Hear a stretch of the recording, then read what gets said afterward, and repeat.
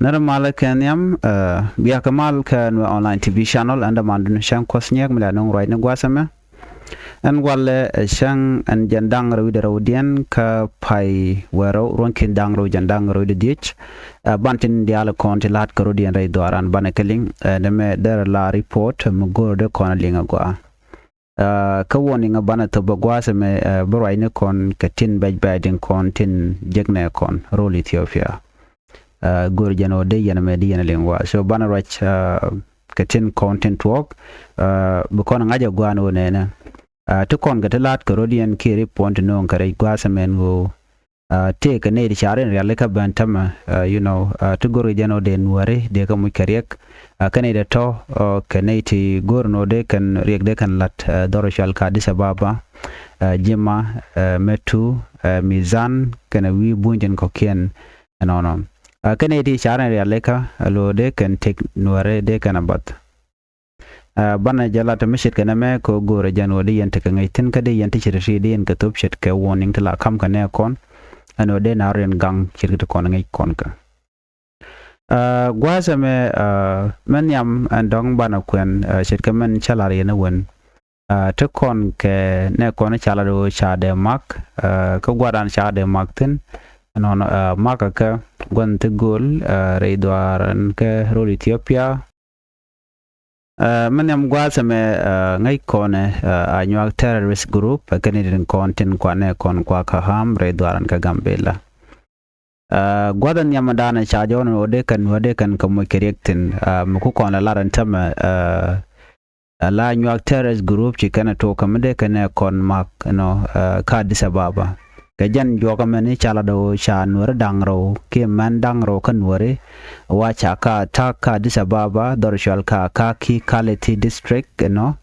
Kalti District 2, Kajo Chalata wa Sunday to Kajamo, Jan Guadadan and let carry Let Kenetin. Kan Mandangro to Chalado kan Chaka attack? No. Shikan ono de kan kamagwal shalke Unisa Bridge no wakan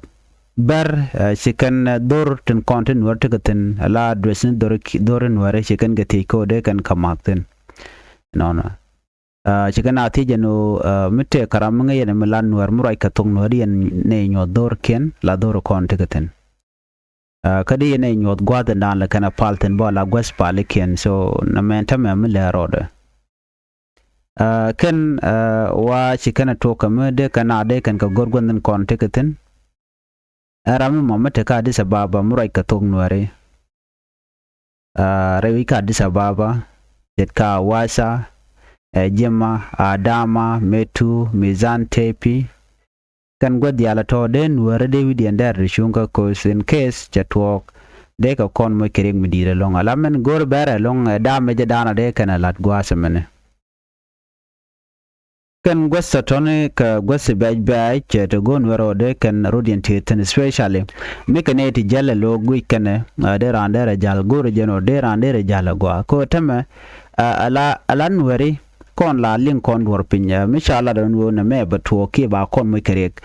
chiko na gwi she don medit but we need to be careful by the way gor kona Gor kono de kon sharande kon lat gwaskel ko telering medele to kon kon alam dor mu to ka ban je leng pin ka chari pod mo cha jangun nyo de jen go chika kon serious gor jeno be kon serious ketin kon te lat Carodian mo kon ya serious ne berikten kon de kon ga jek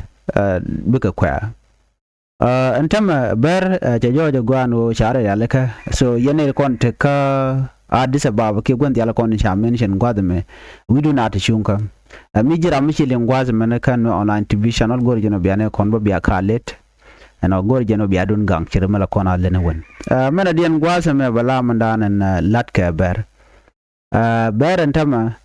la chak jadit ka kelung chire ngai kon dio je somebody like me she new de kule kwini yene de kon ling ber chak mi cha dap ke kai kene chak de kan la gor kan no de ka kon kalpini siang mete reng mi chito la gor kan longo no chikon cha de chang anje no ngum la ro but men dan de kon kulat jenene kon wera dial rerol Ethiopia gorjeno bukoran ngej bokatin kon dat kenka but dunan tele chak chagatan lat kon trus ke tok en bunya ti la peken karaman yamadana chimal ben mu wona gun but chi jalla big deal ko kana nyur ka ba chak ba ja kulat ka ba ja accept manana chikana lat ken ber but wala kan media la kana tiang ke kaine to wan long so what I can say ram nget ke aka nget la reality on the ground ngai kon mandan le roda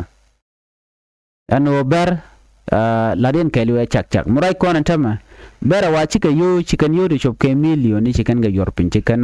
gupa ke ko ba korin ba jater kaneren kon chala do chi joiten kan wer content ngai kan wani ke tinchinen wa chikan murle ni chikan kamare dian chikan jang chikan kamare dian kan ne tu kan mona duol de kan ga joko una kan ri shalati ma jang ne wa gor kan o ba kalwa ka jurian ka ala ne tin content la ko larde ne te kon jak sure ne dial ka kan witen kon wona ka buñ bokke en baade mi la choro mi de nok ki mi da no ba ja koko ne de tie kan de kon gup kan ka yo so moy kan ka yo ko ba nor ba kan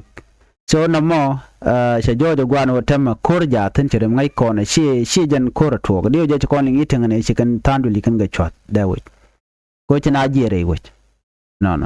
la bunya be ne de konti la deni ba kon jogo no woje rodun but next thing you know bi barbe ko shun wuka kon moy kerek moy kan kon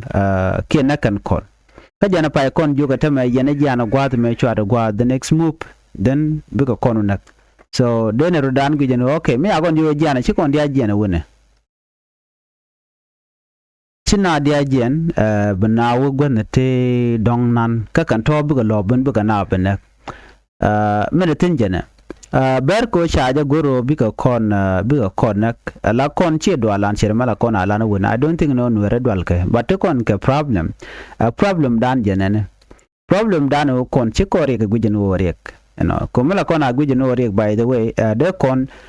tin dialan kon tel ngwan ko kon de kon kamala tu de kon ngai but ko kon che kon mala dier ketin kon tok la pel koran ta dan jega dan tikeje then we don't care shi kon dir ke kwide so no mo jen dan cha kon tu dol keje dal ko kon anga dal ko kon akane itina jitaran so gor jeno de kon te ke chobluach murong an go kon madan jen bu gwan tar bu ko dal ke jemo ban mila kon te lo ci kon let ka ci kon mur ka ci kon koch na mo la chiang la ja yer so mo go de kon dial te ka ngai ko ba kon moy kerek ka ber gor kono bi ka peng midit bi kana nek doran janta dan gor kana ana bana jek ka report de na bepen